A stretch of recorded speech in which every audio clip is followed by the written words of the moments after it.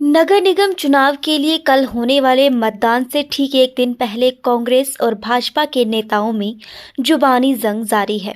पूर्व शहरी विकास मंत्री सुरेश भारद्वाज ने कांग्रेस पर आचार संहिता का दुरुपयोग करने का आरोप लगाया है।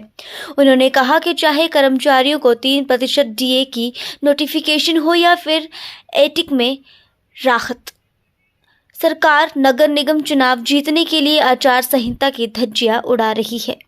भारद्वाज ने कहा कि शहर में जितनी भी नई पार्किंग बनाई गई है वो बीजेपी ने बनाई है, बिजली के कनेक्शन दिए हैं। बीजेपी ने शहर की सड़कों को चौड़ा और ढली में नई टनल बनाई, रोपवे प्रोजेक्ट की नींव रखी। शहर की प्रबुद्ध जनता कांग्रेस के झूठे वादों में आने वाली नहीं है। शिमला नगर निगम के चुनाव 2 मई को होने प्रस्तावित हैं।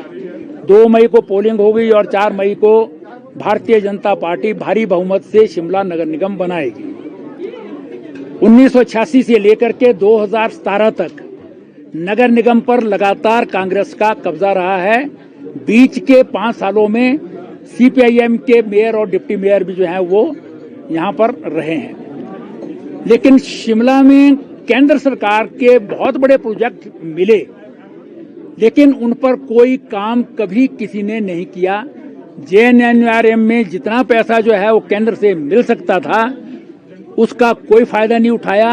5 साल निकल गए, डीपीआर ही नहीं बना पाए और केवल पानी की जो एक भेजी थी उसका 156 करोड़ रुपया शिमला नगर निगम को मिला था, लेकिन उस पर काम नहीं हो पाया क्योंकि कांग्रेस और सीपीआईएम के मेयर डिप्टी मेयर में कन्फ्लिक्ट था। इस कारण से जो है वो पैसा वापस चला गया। जेएनएनयूआरएम के बाद जो है वो शिमला को स्मार्ट सिटी नरेंद्र मोदी जी द्वारा घोषित किया गया, लेकिन ये पहले घोषित किया जाना था। लेकिन उस समय के जो अर्बन डेवलपमेंट मिनिस्टर थे उन्होंने धर्मशाला को नगर निगम बना दिया। अंकों में हेर फेर करके केंद्र को संस्तुति जो है धर्मशाला की कर दी, इसलिए फर्स्ट राउंड में वो बने। लेकिन हमको शिमला और कुल्लू को अमृत योजना मिली उस वक्त, और अमृत योजना में शिमला में बहुत बड़े बड़े काम आपके जो है जितने नाले थे वो चैनलाइज हुए, आपके ओवर ब्रिजेज बने, बहुत सारी जो है वो दूसरे जो डेवलपमेंटल काम थे वो उसमें हुए। उसके बाद स्मार्ट सिटी आदरणीय नरेंद्र मोदी जी ने हिमाचल को दिया और ये सारे देश के 100 शहरों में है, जिसमें 50% से जो है ये स्मार्ट सिटी बननी थी। लेकिन हिमाचल प्रदेश सरकार 50% नहीं दे पाती थी।